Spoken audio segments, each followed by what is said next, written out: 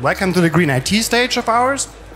My name is Victor Lange. I have been busy with Green IT and sustainable digitalization for a couple of years now, through various projects and organizations. And right now I'm volunteering for Bits and Bäume, which I will come to later. I have the great pleasure to guide you through this stage, to guide the stage through the day today. And if you want to join, of course, you're welcome. We will have many nice talks. And I would like to use my opening slot to talk about green IT and sustainable digitalization in a more broader sense. And would like to try to put the following expert talks a little bit into context. And yes.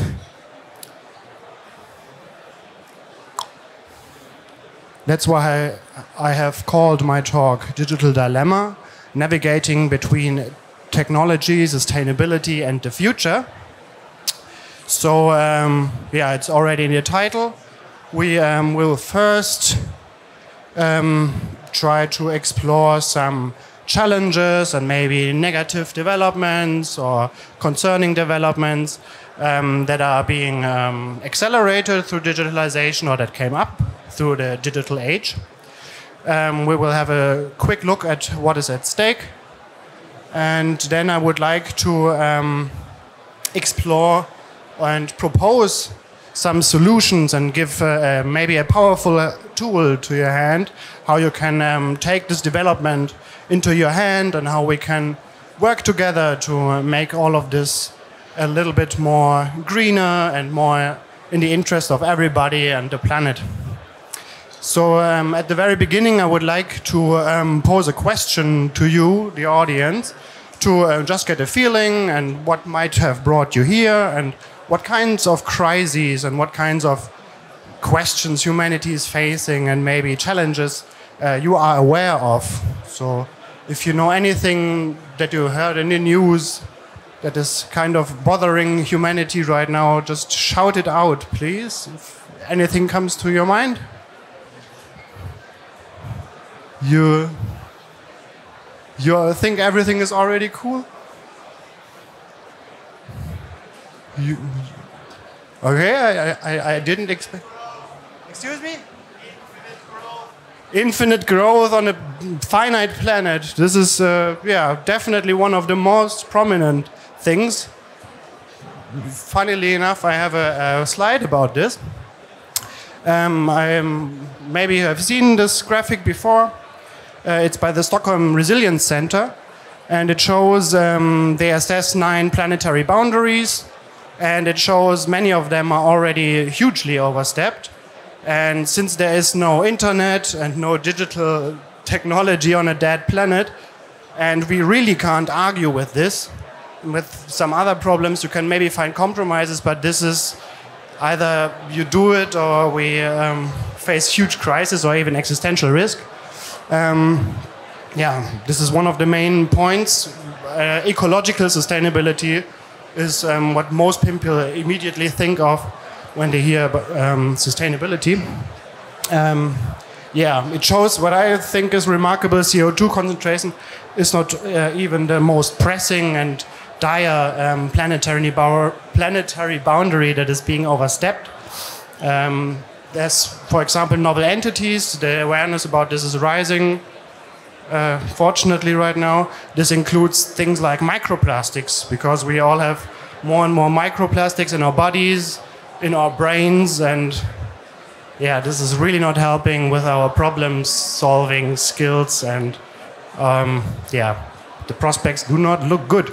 There are many ways how this is connected to digitalization and how we commence with our digitalization. Of course, we need a lot of resources for our laptops, for our data centers. We need a lot of energy for our blockchains and the AIs and everything. But there's also many indirect ways how the way we commence and design and process and progress with our digitalization is affecting this. For example, targeted ads and predictive marketing has become so good at manipulating us into buying things we were perfectly happy without before. So this is also a huge point on how this drives consumption, and I would really like to get more into this, but time and life is short. So did any other crises come to your mind? They don't even have to be connected to digitalization. I'm sure we can get an arc over to digitalization because kind of everything is affected by this transformation right now. Anything? What is your phone in your pocket doing? Where does it come from? Okay. Well, it's good. We have a loss of trust, for example, in our political institutions and the institutions that are supposed to keep our society together. This is just data from the USA and Germany, which shows, in Germany, barely a fifth is still really trusting into our main legislative authority, the Bundestag. In the US, only 8% say that they really trust the Congress, for example.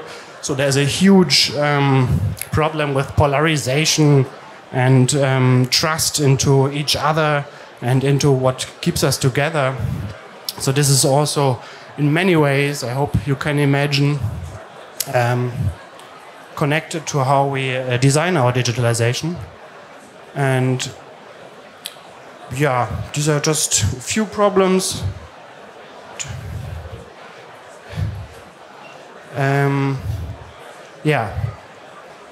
These crises,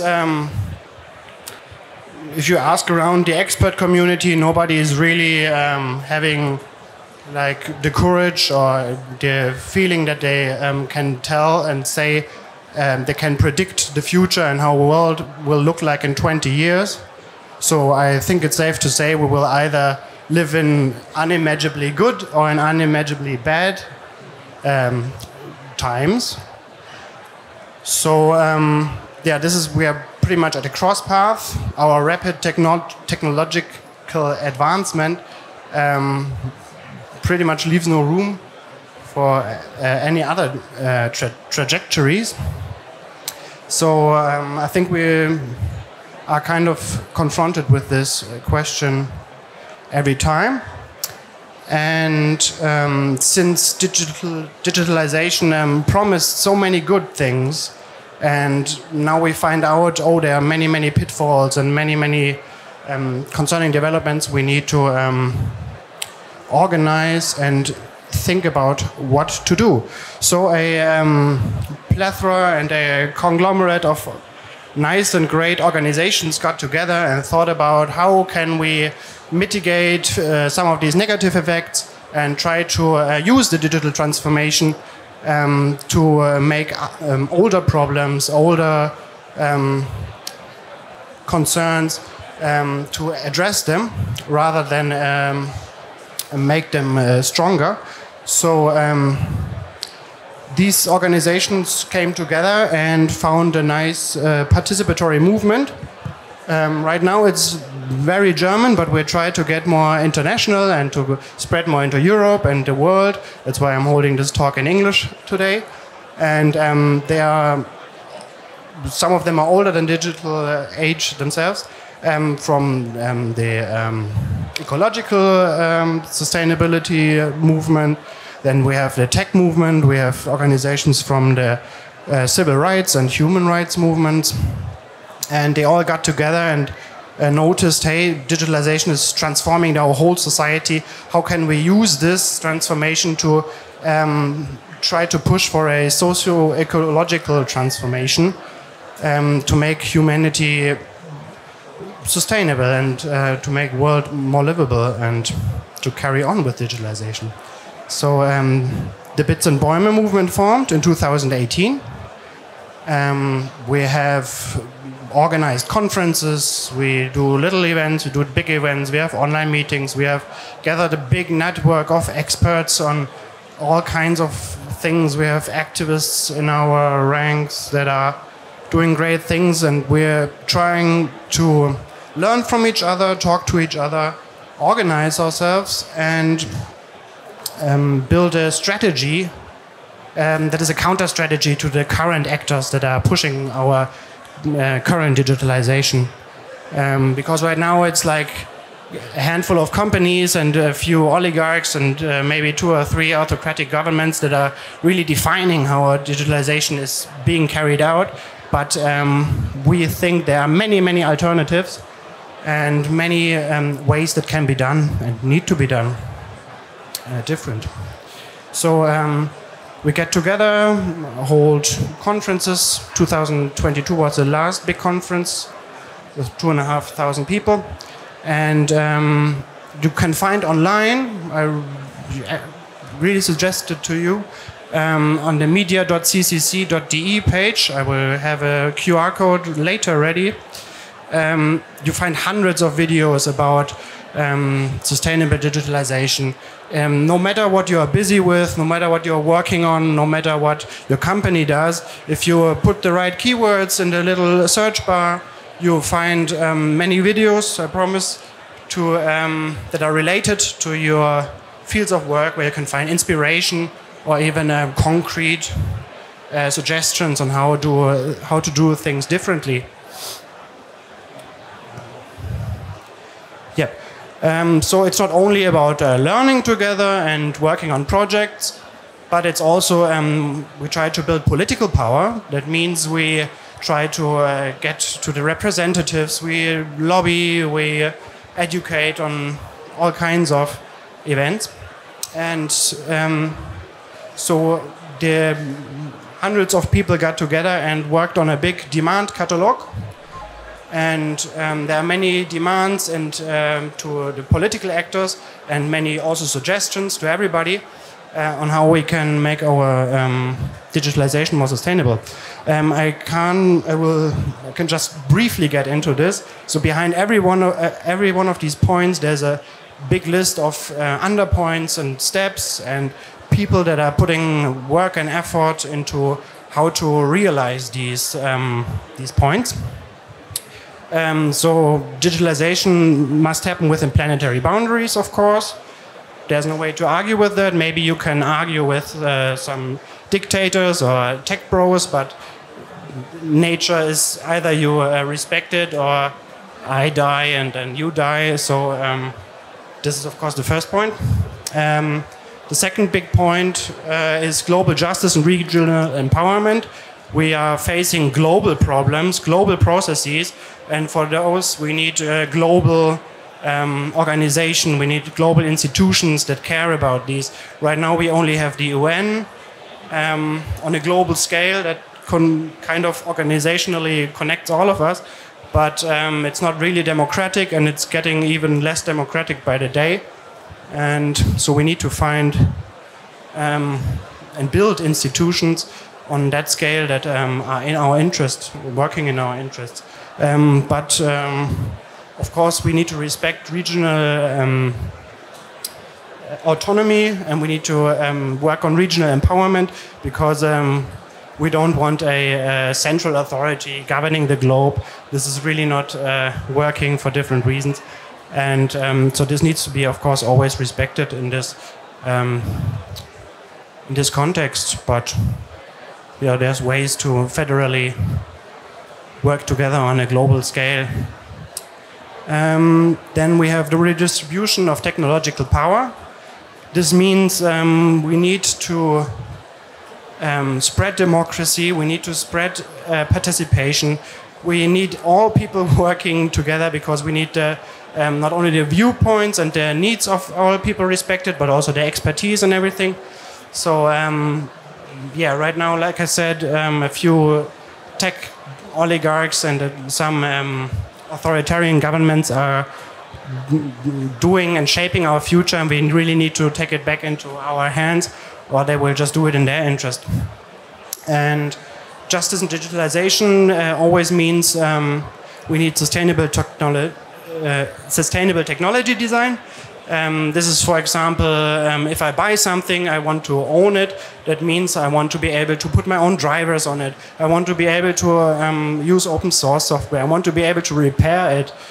And all of these points are very important.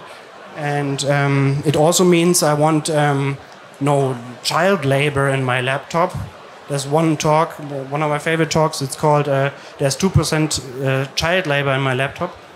And this can't happen anymore if we want to live on in a better and greener way. And also social issues mustn't be forgotten, because right now we have many marginalized groups, and we don't want to carry that over into the digital age, because digital technology right now in many aspects is even furthering the divide and even making people more vulnerable that are already at a disadvantage, and we need to use the technology to empower people and not to even further leave them behind. And last but not least, there's, of course, we need to be able to trust in our digital technology. We need to be able to trust our laptops and our platforms where we communicate on. So we need to be able to be sure that our privacy is respected, that we are not being manipulated by millions of bots on our social media. We are, because right now our main social organizing and our social contact and our social sphere is basically advertising platforms from a few billionaires, and this is really not working out in a plethora of ways. So we really need to get this in a orderly sense and in a good fashion. And ignore this. This is just for me if I forgot something. Yeah, I think I got everything from here. Yeah, we have a nice book,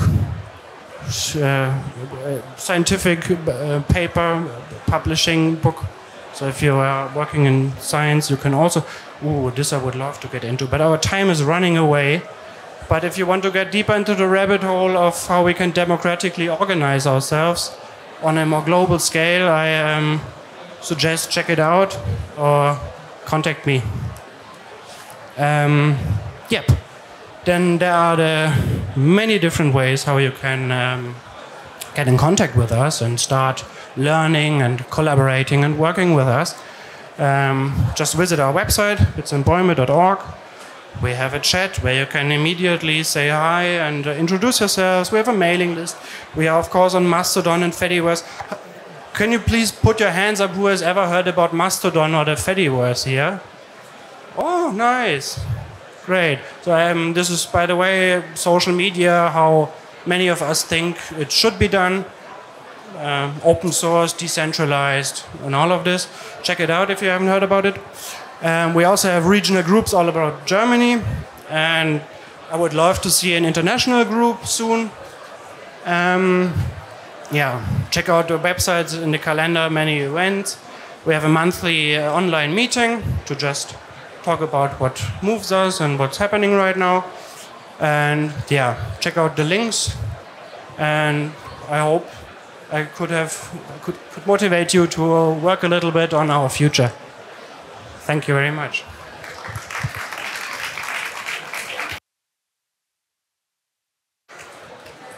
Do you have any questions for me?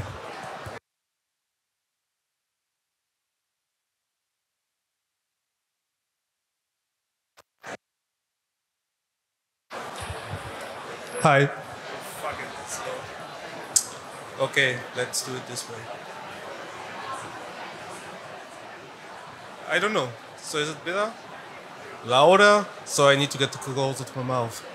Okay, considering that there is like a CO2 budget and so on and so on and so on. Okay. Is it loud enough for everyone except me? Okay. You don't know why? Wow. Why it was so loud in the beginning? I don't know. So there's a CO2 budget and so on. So we have a limited time span to achieve what we desire. Considering all the things that needs to be done, is it realistic? Just from your standpoint of view, but we don't need to be pessimistic. Let's hope for the best. There's a talk exactly. Yeah.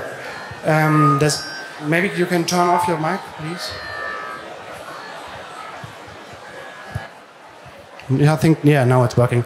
Why optimism is a good strategy?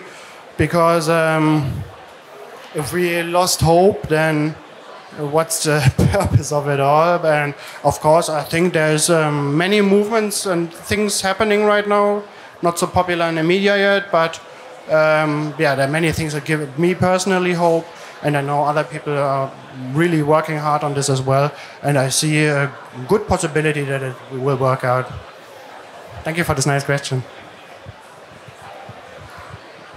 Anything else that interests you? We can also talk. I will be here whole day. If you're shy or need to think about good questions, I know this. You can always meet me here.